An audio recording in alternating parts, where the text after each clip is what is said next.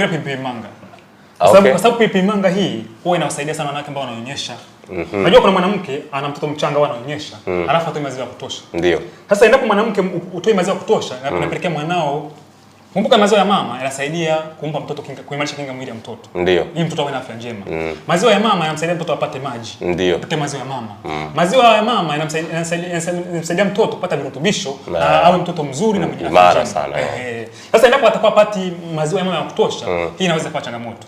Sasa kwa mwanamke ambaye anakuwa na tatizo hili la kutoa maziwa kidogo, huwa pia anashauriwa katika vitu ambavyo vitamsaidia ni kuwa anatumia kwenye chakula, kwenye mboga, kwenye uji au anaweka pilipili manga. Pilipili manga, okay. Huwa inamsaidia mwanamke mwenye tatizo hili la kutoa maziwa kidogo, hali ambayo huwa anamfanya mtoto asishibe.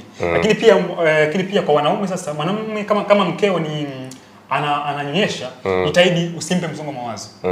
Wanawake wengi sana pia kwenye ndoa sasa hivi wanakuwa na changamoto ya kutokuwa na maziwa kutosha, kwa sababu unakuta ananyonyesha alafu bado ana msongo wa mawazo. Kwa hiyo mwanaume kama mkeo ananyonyesha, jitahidi kadri uwezavyo mkeo asiwe na msongo wa mawazo. Okay. Yes. Na hii ni kipindi chote. Yaani kawaida mwanamke hataki msongo wa mawazo. Hataki kabisa kwa asili. Ndio maana hata mwanamke kana msongo wa mawazo hata asibebe mimba. Okay. Yes. Okay. Lakini pia akibeba mimba ndo kama hivyo, kana msongo wa mawazo kuharibika.